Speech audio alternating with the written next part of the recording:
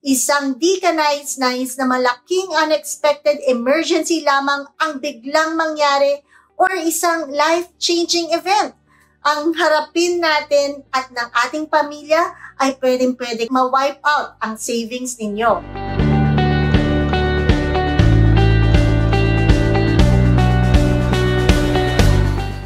This is Joe Fernando from Ramp for Financials. Hello po mga ka-RFF, welcome back to our channel. I hope everyone's keeping safe and well.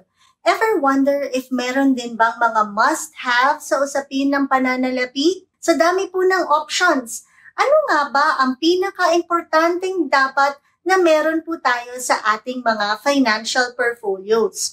Bukod po sa aming pananaliksik at experience sa larangan ng personal finance, ibabahagi namin sa inyo ang top 5 must-haves upang kayo ay magkaroon po ng isang stable and effective na financial portfolio. First must-have is number 1.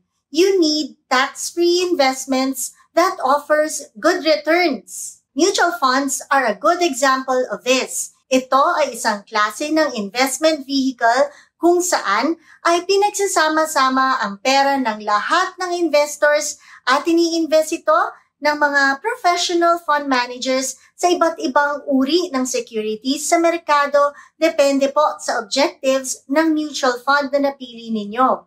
Ilan po sa mga pinaglalagyan ng mga fund managers ay ang mga tinatawag po na stocks at bonds. Mutual funds offer many benefits such as diversification, potentially higher returns, affordability, liquidity, professional fund management, and withholding tax-exempt features. While we encourage and appreciate the value of being good citizens by paying our obligations in form of taxes, mahalaga din pong maging mautak tayo pagdating sa paghahanap ng mga investments na hindi naman po tayo malulugi kakabayad ng mga fees, back-end charges, at masyadong malalaking taxes.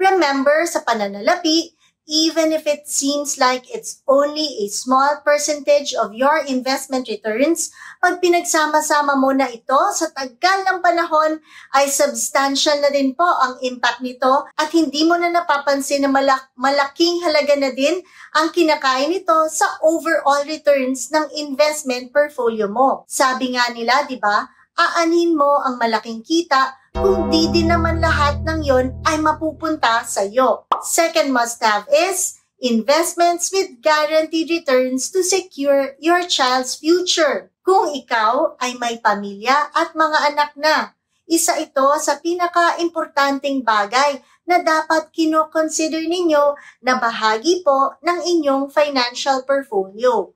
You need to realize that parents really have a big role in the life of a child's future. Much as it is important to look for high-yielding investments, it's also crucial to secure your child's future by looking for the best financial tools. Ayon po sa statistics, 8 out of 10 Filipinos daw ang laging namumblema pagdating sa usaping ito.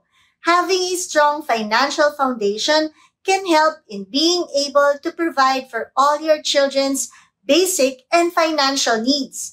At isa sa mga di natin dapat makakaligtaan ay ang paglalaan ng mga investment products or plans that would provide guaranteed returns for your children to be able to continue their education even in our absence as parents. The next must-have is life or health insurance coverages. Hindi kinakailangang mahal ang mga insurance na kukunin nyo. Marami pong insurance products sa merkado ngayon that offer very affordable premium amounts and flexible terms. What's important is that it serves its purpose. Isa pong magandang halimbawa nito ay ang mga tinatawag na term insurance or healthcare plans. These types of insurance products provide financial security not only for yourself but also for your loved ones in the event that you pass away unexpectedly or a major illness hits your family. Ang mga term insurance ay considered the simplest and most cost-effective form of life insurance, habang ang mga healthcare coverages naman ay ang inyong maaasahang first line of defense pag may nagkasakit sa inyong pamilya. Maaring tingin nyo lamang dito ay unnecessary na mga expenses. Ngunit, tandaan nyo, the moment something unfortunate happens to you or your family, ay saka mo na lamang marirealize ang value at ang advantage ng pagkakaroon ng mga coverages na ganito. You see, di lang po kasi dapat pagpapalago ng portfolio ang iniisip natin.